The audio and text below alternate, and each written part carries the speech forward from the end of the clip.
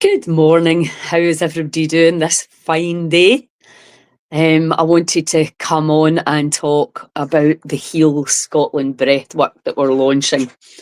We're working on the music as we speak, because obviously that's an issue when you want to promote breathwork, is that you have to have your own music or copyright takes it down. So we are going to, I was doing a breathwork at the Wild Medicine Retreat, and it was really amazingly powerful. And in came Sharon Tate into my mind, and it was like, let's get together and do an event. So that's what we're going to be doing on the 24th of November. We are getting together. Sorry, I'm just trying to get this into the group, because we're going to be doing an event together in Lomond Arms Hotel in Luss, and yeah, so I'm going to be teaching that phenomenal breathwork that my friend aptly called Sook Blow. He said, "See that Sook Blow thing that you did?" He said that's unbelievable. And yeah, it's just been interesting for me, because obviously as everybody knows, I'm a big fan of the Wim Hof breathwork.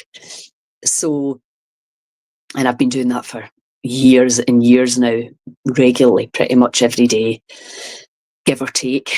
But over the years, I have studied with lots of different people, and obviously even Breathe with Sandy on YouTube, do a lot of stuff with him based on how much time I'm prepared to give to the breathwork.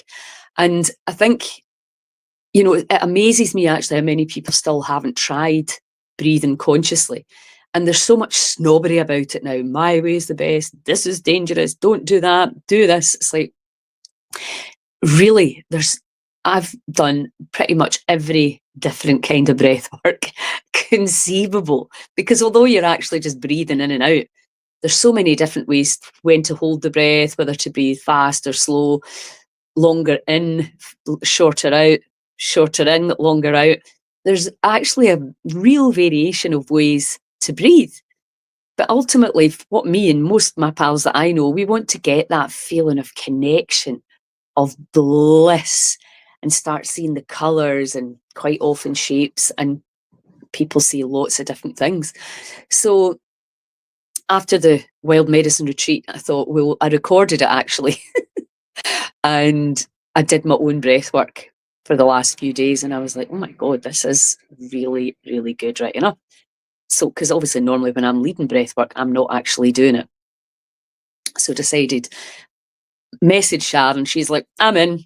And we're like, we're going to do it. So yeah, there'll be an hour with me and an hour with Sharon, really delving in. Obviously, breathwork and Sedona method is my big thing.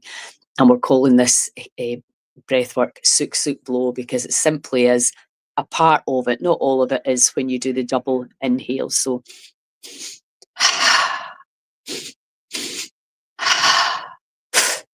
you can do it in through the nose and out through the mouth, or in through the mouth and out through the mouth. And there's different chemistry attached to these different ways to breathe.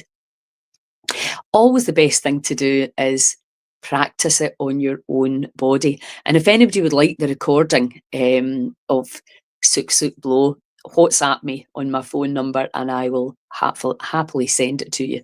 It's just taken from our retreat. It's just a live. It's not a professional recording or anything, but you'll get the high. So, Luss, on the 24th of November, we're going to be inside from 12 till 2. And then we've got the option, if the weather's dry, to go out. Well, we'll go out and have a duke anyway, if you want to, but that's totally optional. Don't be put off. If you don't want to go in the cold water, come and do the breath work and the mindset sessions anyway, because I think coming up to Christmas, it's a time where we quite often get stressed anyway. So to get in with the Sook Blow and the hypnotherapy and the letting go, it's a perfect time to do it. And then, you can practice these techniques on your own. So what the big thing about breathwork is having a practice, because it's like any technique that you're utilising. You don't just do it. We do this with massage as well. We'll have one now and again, do a breathwork session now and again. If you're really serious about changing your inflammation, your chemistry, if you want to stay in these much higher perceptions of that life isn't all going to hell in a wheelbarrow, if you want to keep your vibration up, then breathwork is just such a key way to do that. And it's just because it's free and because there's so much phenomenal stuff on YouTube that you can do for free. So regardless of whether you've got any money or time, you can find a way to do some breathwork with some of these amazing. Ed Harrell's another one of my favourites. I love him. And they give away so many, and obviously Soma breathwork's great as well.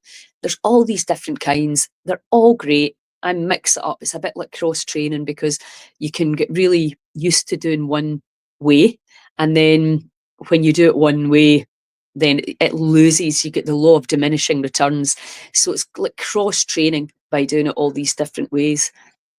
The huge benefit in terms of digestion, which is obviously the microbiome, which we talk a lot about.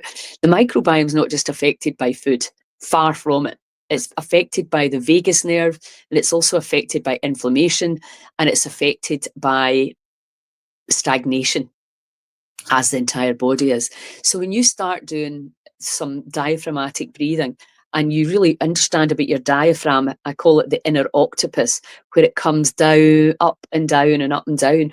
So you're really, it's like, it is an exercise and it's a workout. You know, if you've never done it, you'll be like, oh my God, this is like, it is a workout. You start pumping the blood through the veins, which is always good. You massively stimulate your lymphatic system and your vagus nerve. The vagus nerve is the Latin word for wander, so its tentacles wander into all of your organs. So if you're firing, you know, like, oh, stress, stress, stress, stress, these little dendrites are getting into your organ and disturbing them, disturbing the microbiome. So dealing with stress is maybe even more important than anything else that we do. And breathwork is absolutely key for that. Obviously, Sharon's skill set and my skill set as well. That's what we're all about. Taking us out the past, unhooking us from the past, and all the limitations that we have around who we are and what we're capable of. And, you know, my big thing right now is shifting the perception on the body. We are an energy system that is beyond intelligent, and the intelligence works away without us, but we can interfere in a very, very intelligent process and actually inhibit our healing capacity, helped by others that have maybe given us very negative connotations around the body and what it is capable of or not. So it's very, very key that we start learning and telling everybody about the breath work. It's really easy to think, oh, well, everybody knows now, but they don't. And they might have heard about it, but not fully understanding the unbelievable feeling that you get when you really do a huge, conscious, connected breath work. So we're going to be doing that at Luss. We're going to be doing it as well at the Goddess Gatherings next weekend in Dalkeith Country Park. So myself, Jennifer Main and Connie Lassum on this Saturday, and Vida, if she's on form, on the Sunday. Family constellations. It's a powerful, powerful day. It's not like any other retreat where you just get nice things to do. This is a real delve into the invisible, beyond the visible, into the subconscious, and a release of things that are no longer of any use to us and perhaps are holding us back and maybe depressing our immune system. And as soon as we start to take the straws off the camel's back, then guess what happens? The immune system gets its power back and the healing will happen. And that will require, for most of us, patience, which is probably the word I've used most this year. Patience, patience.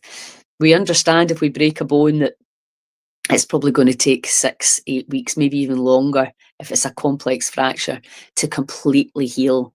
And you'd probably be looking at a year, and you would know that before you would go out and do any crazy aerobic exercise again. But for some reason, we don't give the inside of the body that respect.